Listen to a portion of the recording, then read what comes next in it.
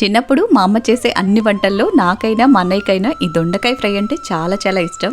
మా అమ్మ రెసిపీని నేను ఫాలో అవుతాను అండ్ మా పిల్లలకు కూడా నేను చేసే రెసిపీస్లో ఈ దొండకాయ ఫ్రై అంటేనే ఎక్కువ ఇష్టం.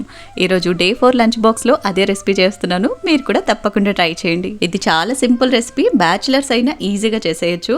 దీనికోసం ముందుగా కడాయిలోకి 2 గంటలు నూనె వేసుకుని పోపు దినుసులు, ఎండుమిరపకాయ, దంచిన వెల్లుల్లి రెబ్బలు, కరివేపాకు వేసి పోపు వేగిన తర్వాత చిన్నగా కట్ చేసుకున్న 1/2 కేజీ దొండకాయ ముక్కలు, రుచికి తగ్గట్టుగా ఉప్పు, 1 పావు స్పూన్ పసుపు వేసేసి చక్కగా కలిపి మూత పెడుతూ తీస్తూ మీడియం ఫ్లేమ్లోనే ముక్కలు ఇలా చక్కగా వేగేంత వరకు కూడా ఫ్రై చేసుకోవాలి.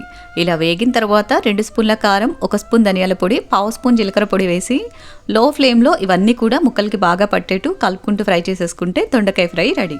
అండ్ లాస్ట్లో స్టవ్ ఆఫ్ చేసేసి ఇందులోకి సరిపడా అన్నం వేసి కలిపేసుకుని కంప్లీట్గా చల్లారిన తర్వాత లంచ్ బాక్స్లో పెట్టుకుంటే ఆఫ్టర్నూన్ వరకు కూడా అన్నం టేస్ట్ మారకుండా ఉంటుంది. అండ్ దీంతో పాటు ఈ రోజు లంచ్ బాక్స్లో ఒక boiled egg and curd rice కూడా పెడుతున్నాను. చల్లార్చిన అన్నంలో మునిగేంత వరకు గోరువెచ్చని పాలు, 1 టేబుల్ స్పూన్ పెరుగు, రుచికి తగ్గట్టుగా ఉప్పు వేసి కలిపారంటే మధ్యాహ్నానికి పెరుగన్నం చాలా కమ్మగా ఉంటుంది. ఇదైతే నాకు మా పిల్లలకి ఫేవరెట్ లంచ్ బాక్స్ రెసిపీ. మీ ఫేవరెట్ లంచ్ బాక్స్ రెసిపీ ఏంటో తప్పకుండా కామెంట్ చేయండి. వీడియో నచ్చితే లైక్ చేయండి, సబ్స్క్రైబ్ చేయడం మాత్రం మర్చిపోకండి.